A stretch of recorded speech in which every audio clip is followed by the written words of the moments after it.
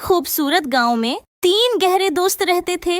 अली, एक चालाक लेकिन शरारती लड़का जिसे दूसरों को चुकमा देने में मजा आता था। उमर, एक मेहरबान और समझदार लड़का जो हमेशा अपने दोस्तों और गांव वालों की मदद के लिए तैयार रहता था। ज़ीद, एक मासूम और भरोसामंद लड़का जो दोस्तों की बातों को हमेशा सच मानता था। ये तीनों गांव की हर गली और हर पहाड़ी से वाकिफ थे। उनके दिन होते थे खेल कूद, कहानी सुनाने और नई जगह ढूंढने में गुजरते थे। लेकिन अली अक्सर अपने चालाक मंसूबों से मजा लेने की कोशिश करता था, जिसकी वजह से वो कभी कभी अपने दोस्तों को मुश्किल में डाल देता था। एक दिन अली को एक नया मजाक करने का ख्याल आया। उसने सोचा, क्यों ना उमर और ज़ैद को एक मुहिम पर ले जाकर बेवकूफ बनाया जाए। अली ने दोनों दोस्तों को बुलाकर कहा, क्या तुम्हें पता है, गांव के बाहर पहाड़ों के दरमियान एक पुराना खाली कमरा है। मैंने सुना है कि वहां किसी बादशाह का खजाना छिपा हुआ है। तुम्हें ये किसने बताया? मेरे दादा ने बचपन में बताया था, लेकिन मुझे तब उस पर यकीन नहीं आया। कल मैं वहां गया तो वाकई एक खफिया दरवाजा देखा।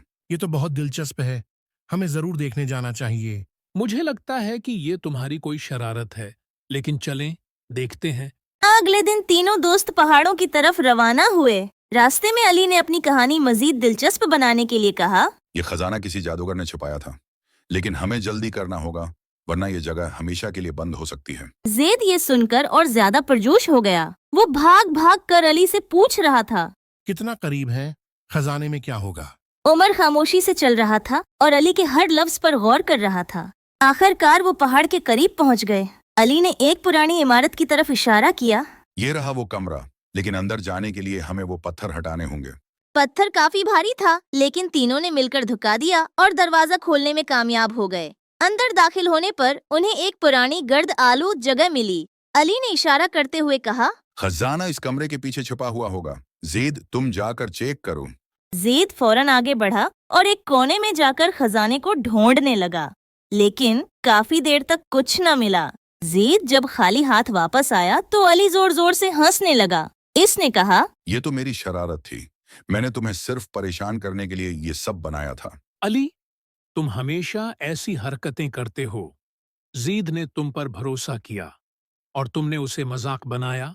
अली, मैं तुम्हें अपना सबसे अच्छा दोस्त समझता था, लेकिन दोस्त एक दूसरे का दिल नहीं दिखाते।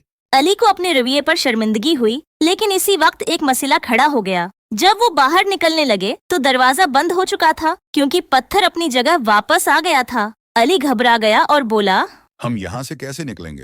ये तुम्हारी शरारत का नतीजा है। अब हमें मिलकर रास्ता निकालना होगा। तीनों ने मिलकर पत्थर हटाने की कोशिश की, लेकिन कामयाब न हो सके।